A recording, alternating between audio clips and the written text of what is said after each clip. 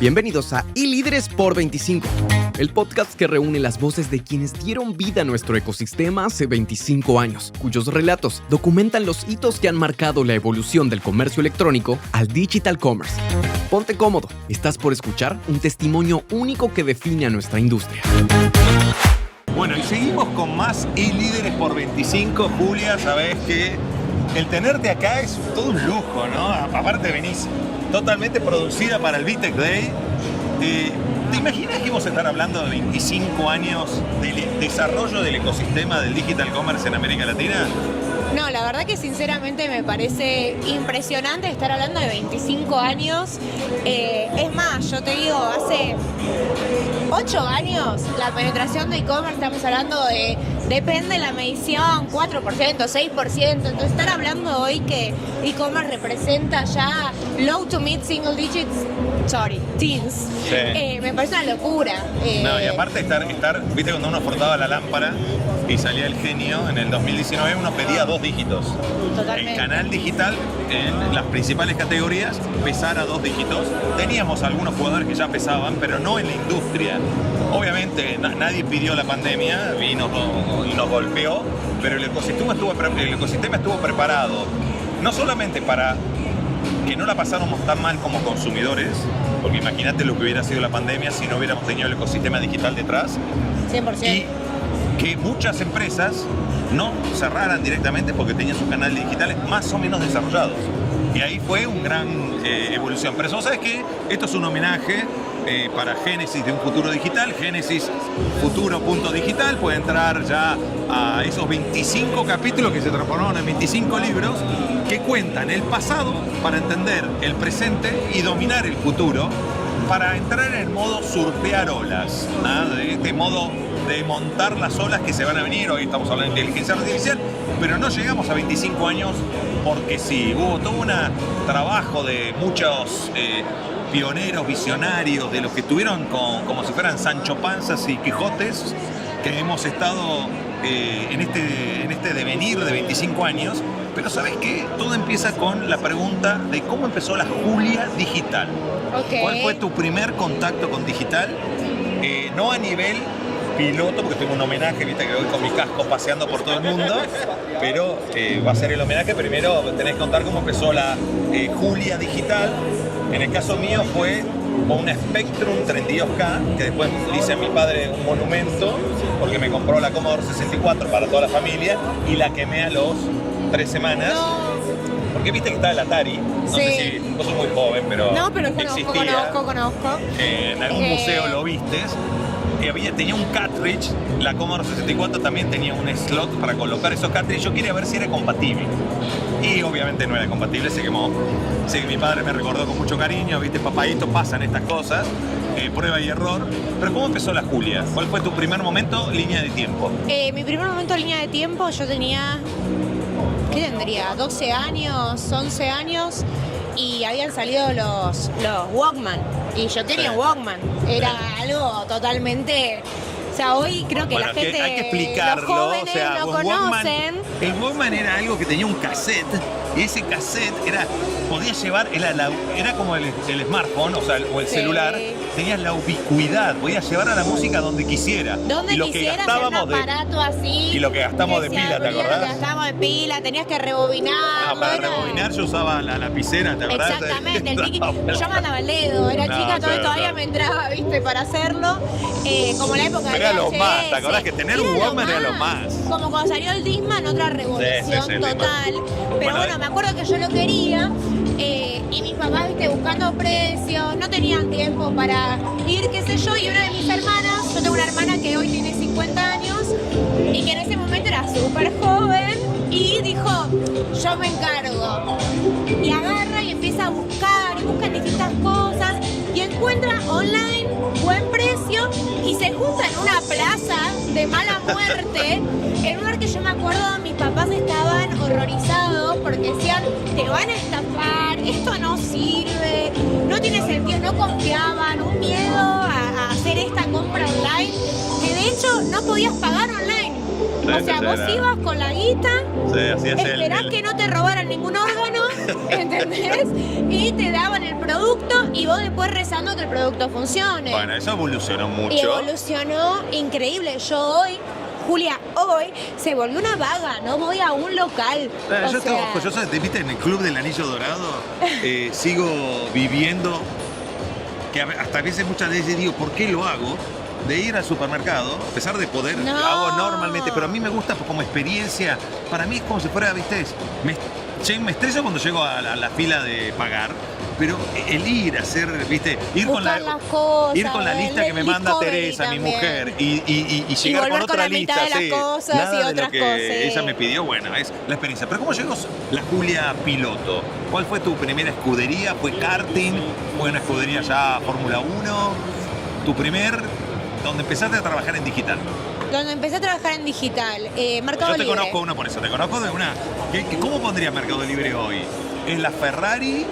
¿Es el Red Bull? ¿Es el Mercedes? Porque Red Bull no es. No, de la vieja guardia.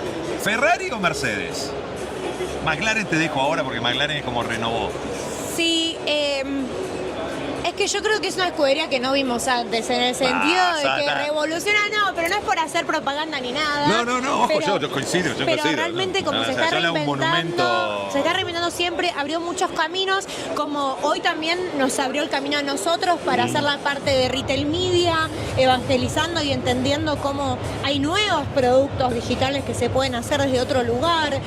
Lo que han hecho ellos en cuanto a desarrollar la capacidad de delivery de los productos, eso también nos permite hoy que nuestros clientes puedan tener acceso a eso que está desarrollado. Bueno, vos sabés que Génesis de un futuro digital es contar la historia de estos 25 años por los protagonistas de primera persona, y yo en tercera persona lo desarrollo en el libro. Así que primero es un homenaje, y ahora te voy a nombrar oficialmente cuando tus nietas te pregunten qué hacía la abuela, ¿está bien? Vas a decir, yo fui nombrada la Ayrton Senna del Digital Commerce. Mirá con qué color, ¿no? Muchas gracias, está divino. Me lo tengo que poner, me voy a peinar. A Ozzy le mandé un WhatsApp, le dije, Ozzy es una persona que conocemos, le dije, no me acostumbro al amarillo de Mercado Pago. O sea, es muy shocking, es muy shocking. Sí, para uno que lo vio nacer en color celeste, es difícil. Sí. Pero es posicionamiento, ¿no? Pero creo que todos nos rebrandeamos también. Sin ir más lejos, Vitex no era rosa hace ya varios Rebel años. Pink empezó y creo que el Rebel Pink es una revolución verdadera. Es un reflejo de la marca que muestra un poco la cultura también. Pero ¿sabes? Vos tenés que elegir los 3 momentos en estos 25 años que para vos fueron los momentos bisagra, los anabólicos de nuestro ecosistema. ¿Qué van? ¿Viste? De los 25 tenés retail media, tenés la ola de los buscadores, la ola de las redes sociales, tenés inteligencia artificial, tenés mobile, tenés marketplace. Mira, me voy a ir a algo más viejo, incluso. Dale. Yo creo que hay 3 momentos clave en Vitex, analizando toda su historia. Salió un poquito de Vitex, es ecosistema. Ok, ecosistema. Pero pensalo con lo que Vitex vivió como uno de los líderes de este ecosistema, pero que nos permitió a nosotros estar hablando de este ecosistema maduro de Vitex y fuera de Vitex. Perfecto. Yo creo que el primero podría ser el desarrollo per se con la aplicación al mundo online, ¿no? Entender cómo es el journey, hacer algo frictionless, ¿no? Desde ese punto de vista. Y ahí para qué acordate que yo tengo que después esto va al libro, ¿no? Tengo que hacer doble clic. Yo te voy a interrumpir porque eso le meterías que es cuando en el 2005 salió el open source con el software as a service, y después vino la evolución de la nube, y después vino el API first, y después viene Headless, Composable, Exacto, creo que la nube permitió un desarrollo sumamente ¿Es la acelerado. nube o son las capas? Porque vos tenés la capa de infraestructura, la capa de plataforma y después los contenidos que se desarrollan en la plataforma. Bueno, pero eso es lo que permitió que se desarrollen contenidos en la plataforma. Pasa por ahí.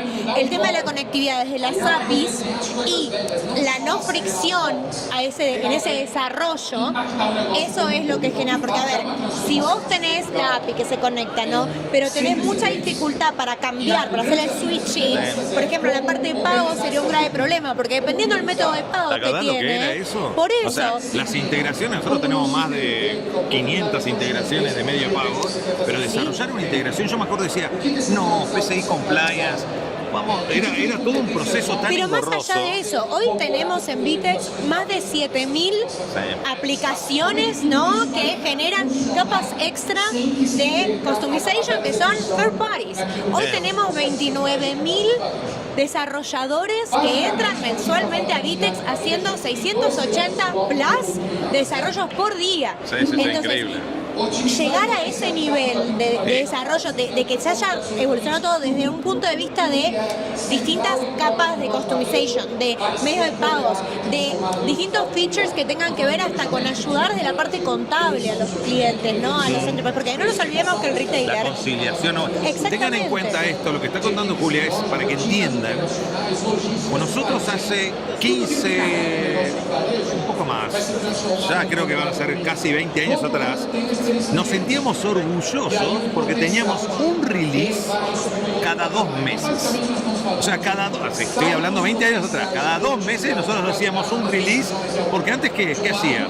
El modelo era comprabas una licencia propietaria que se amortizaba en 5 años, que se sigue amortizando, by the way, en 5 años, y la comprabas anual, era el Windows 95, 96, 97, 2000, y eso lo comprabas como un activo, y era parte del balance de una empresa. Y eso nosotros, el Software as a Service trajo esa capacidad de que vos pagabas una suscripción. ¿Te acordás cuando Satya Nadella, nosotros tuvimos a Satya en las oficinas, y él tomó una decisión que fue una locura para algunos? Yo siempre digo que la diferencia entre un visionario y un loco es que el visionario es el loco que le salen las cosas bien, porque él hizo el reto de todo lo que era la facturación por licencia anual a la suscripción. Y ahí fue cuando Microsoft cambió totalmente. dejó de y empezó Azure, la nube y demás. Pero sin ir más lejos, de nuestro lado, que era parte de un concepto que creo que hoy la mayoría están teniendo, mismo desde el ecosistema, es esta cuestión del multitenant, ¿no? Eso en su momento, si vos lo pensás, cuando se decidió ir por ese camino, la gente decía, vos no podés tener a Nike y Adidas en la misma plataforma, o sea, no van a querer, no va a funcionar. Viene ahí, Julia, viene ahí porque me estás dando mucho contenido, porque esto es, yo siempre digo, cuando tenemos que diferenciar, a mí me preguntan, la diferencia entre los composable, los pragmatic composable commerce, o de la evolución de ese software as a service que vino primera generación, segunda generación, después vinimos los headless, después vino todo lo que era, viste, a nivel de componibilidad y esa, si querés, hipercomponibilidad que llegamos, que fue la jaula de oro. Bueno, metimos en una... Frankenstein. Sí, terminó siendo una libertad extrema que nos manteníamos. Hoy un retailer marca maneja, que tiene más de 1000 pedidos, diga, maneja entre 40 y 70 APIs. Y tiene que gastar casi el 40% de su presupuesto en mantenerlas nada más. Entonces tampoco hay que ir a los extremos. Pero acá lo interesante que uno tiene, cuando uno analiza todo este conjunto, ¿no?, es cómo nosotros le permitimos a esa empresa, ese retail, tener la localización. Porque el hablar de multitenant es un tema de base de datos. La base de datos tiene que ser multitenant, single code, con base de datos no relacional. Exactamente, y a eso iba. Para mí el segundo gran cambio es la data. O sea, todo lo que es la recopilación de datos, el análisis que permite después la entrada del tercero, que va a ser todo lo que es AI y el futuro que se viene con agentes, es algo que yo creo que es la base, ¿no?, de esta nueva revolución que se viene. Y estos agentes, para mí, en esta tercer punto así revolucionario, para mí lo que cambia totalmente es la lógica operativa de las compañías. No es que va a dejar de ser necesaria la persona, hay mucha gente que por ahí le tiene miedo a esto, sino una cooperación totalmente profunda, basada en datos, sacando los bias personales y eficientizando el proceso, porque hoy en día el proceso de venta termina siendo muy ineficiente desde el punto de vista, si querés, hasta financiero y estructural de la compañía. Entonces, poder poner esta nueva capa de relacionamiento va a generar realmente un nuevo mundo que creo que va a estar muy bueno y que va a generar una nueva penetración también, porque nos permite también generar una especialización total para cada una de las personas que entren. Es el concepto de AI First aumentado, ¿no? Exactamente. Que es la ecuación entre AI First y Human First. Pero antes de entrar en el tercer punto de inteligencia artificial, quiero escarbar un poquito en el segundo, porque mencionaste los petrodatos, sí, porque los datos siempre estuvieron. Lo que no teníamos capacidad, porque hasta vamos a ir, en una época se hablaba mucho de business intelligence, de BI y demás, pero no tenías capacidad de ejecutarlos.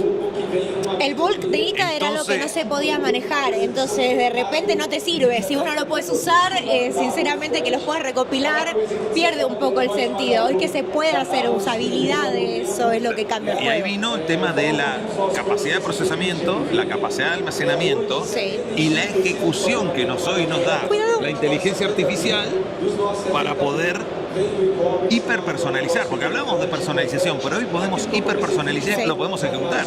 Hoy VTech tiene Synergize, te permite Weni, tiene inteligencia artificial generativa, predictiva y toda la parte de inteligencia artificial a nivel de analítica. Entonces eso nos permite a nosotros transformar los petrodatos en algo que realmente, esto es en vivo y en directo, pasa normalmente.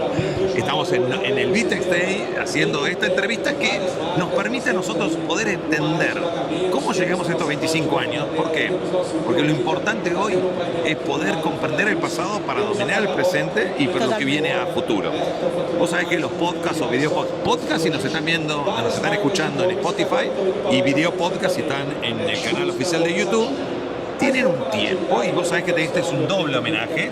Te voy a sacar el casco de Ayrton Senna y te voy a dar el de Hamilton. No cualquiera tiene. Vos subiste en color, subiste en el mundo amarillo. Esto en el mundo amarillo. En el mundo Rebel Pink. Y ahora nos sumamos a esta locura. Bueno, y ahí viene la pregunta. ¿Te imaginabas Latinoamérica como vos ahora que tenés visión global, manejás inversores desde Nueva York, estás con todo el desafío que es nuestro de haber logrado la IPO y que una empresa orgullosamente brasilera, orgullosamente latinoamericana, esté abriendo su capital, historia, sí, o sea, que ese sueño grande, pero que ahora estemos con ese sueño ainda más grande, que es llevar a Latinoamérica al mundo con talento y con productos de base tecnológica? Es que creo que eso es lo revolucionario en definitiva, ¿no? Porque Latinoamérica en general se lo conoce por los commodities a nivel global y creo que es momento también del reconocimiento del inmenso talento que se tiene en Latinoamérica. Hay muchos países que están surgiendo como potenciales lugares y no por menospreciar ninguno, pero creo que Latinoamérica tiene una fase fuertísima para realmente posicionarse como líder en este mercado, en esta revolución. Si vos ves, por ejemplo, India tiene una cantidad de talento maravillosa también, pero no estamos en el frontend. Latinoamérica tiene realmente profesionales muy robustos en todo su conjunto y también creo que hemos sido grandes adeptos también de toda esta virada a lo online, ¿no? Y creo que es algo que es muy positivo para nosotros, que va a cambiar el mundo y la forma de ver. Y que en definitiva también es un orgullo para uno, ¿no? Somos parte y es como el dominó. Ser parte de esto, de alguna manera, de ayudar a poner a Latinoamérica, a Brasil, como estandarte de calidad, sí, esa potencia, ¿no? por así llamarlo. Yo siempre digo, está la potencia de Brasil, que es un Latinoamérica dentro de Latinoamérica, y la potencia de Latinoamérica potenciada por Brasil. Totalmente. Vos sabés que uno se siente orgulloso porque es un dominó, ¿no? O sea, es la ficha que tira otras fichas, ¿no? Porque Sí. vos tenés un Globant, tenés un Vitec, tenés un Nubank, tenés un Mercado Libre, pero tenés muchas otras empresas que están siguiendo nuestro camino. Y pocas, porque tanto Mercado Libre como, te diría que las Bueno, únicas dos... Mercado Libre y Nubank son LATAM. Por eso, No es eso lo que te iba a sale de decir. forma Las global. únicas dos que Globant están sí. invirtiendo fuera para que el mercado a nivel mundial invierte para que salgan de Latinoamérica es Vitex y Globant. El resto para que se mantengan fuertes dentro de Latinoamérica. Entonces tenemos un gran futuro de por medio. Y para cerrar, ¿no? Vale. Si tuvieras que definir estos 25 años en una frase, una palabra que te salga de las entrañas, del corazón, ¿cuál sería esa palabra? Pasión. Sí, mucha pasión. Mucha ¿no? pasión. Bueno, Julia, como siempre, un placer. Y seguimos gracias a con todos. más y Líderes por 25, trayéndoles a nuestros protagonistas que de primera fuente nos cuentan cómo fue este pasado para dominar el presente y estar preparados para montar las olas que vienen a futuro. Y si les pareció interesante esta entrevista de Líderes por 25, vean las próximas porque no tienen desperdicio. Seguimos con más y Líderes por 25. Chao. Gracias por unirte a iLíderes por 25. Si este contenido te ha gustado, compártelo para que más personas puedan navegar el origen de nuestro digital commerce. No olvides suscribirte para no perderte las próximas conversaciones con los líderes que continúan escribiendo la historia de nuestro ecosistema.